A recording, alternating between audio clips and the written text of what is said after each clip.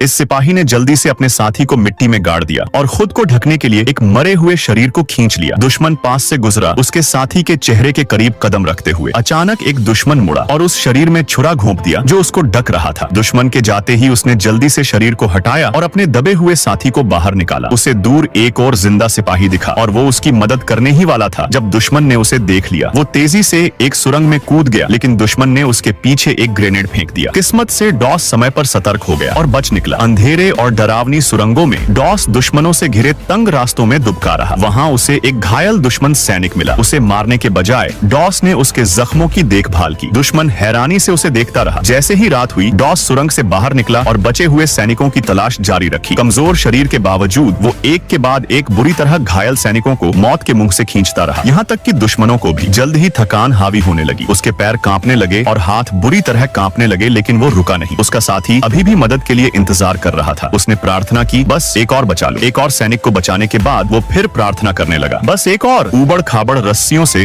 उसके हाथ छिल गए थे, लेकिन घायल लगातार ऊपर की चट्टान से नीचे आ रहे थे। कोई नहीं समझ पाया कि ये घायल सैनिक कहां से आ रहे थे। वो बस इतना जानते थे कि कोई पागल आदमी पहाड़ी पर जान बचाने में जुटा था। कैप्टन ने ये सब देखकर हैरानी से पूछा, ये पागल कौन है? जवाब मिला, डॉस, वही नया सिपाही जिसे उन्होंने पहले अनुभवहीन कहकर मजाक उड़ाया था। सुबह होते होते डॉस ने अपने घायल ड्रिल सार्जेंट को ढूंढ लिया, जबकि दुश्मन इलाके की तलाशी ले रहे थे। उसने सार्जेंट की बंदूक उठाई, जिसे देखकर सार्जेंट को लगा कि शायद अब वो दुश्मनों को मारने वाला है, लेकिन इसके बजाय डॉस ने बंदूक को कपड़े में लपेटा और इशारा किया कि सार्जेंट उसके कंधे पर चढ़ जाए। सार्जेंट ने कवर फायर देते हुए चट्टान के किनारे तक पहुंचने में मदद की। डॉस ने पहले उसे नीचे उतारा, लेकिन नीचे पहुंचते ही सार्जेंट ने चिल्लाकर कैप्टन को बताया, डॉस अब भी ऊपर है। अगले ही पल डॉस फिर से प्रकट हुआ, इस बार एक और घायल सैनिक को कंधे पर उठाए हुए। दुश्मन पीछा करने की कोशिश कर रहे थे, लेकिन मित्र सैनिकों ने उन्हें रोक दिया। डॉस जिंदा बच निकला। जब उसे आखिरकार बचाया गया तो उसकी चेतना अब भी युद्ध के मैदान में ही अटकी थी। वो ठीक से खड़ा भी नहीं हो पा रहा था। कैप्टन ने धीरे से पूछा, क्या तुम घायल हो? डॉस की आंखों में आंसू भर आए। वो एक शब्द भी नहीं कह पाया। सभी सैनिक खामोश खड़े रहे, उस नायक को सम्मान देते हुए जो नर्क से लौट कर आया था। डॉस को शायद खुद भी अंदाजा नहीं था, लेकिन उस रात उसने अकेले 75 जिंदगियां बचाई थीं।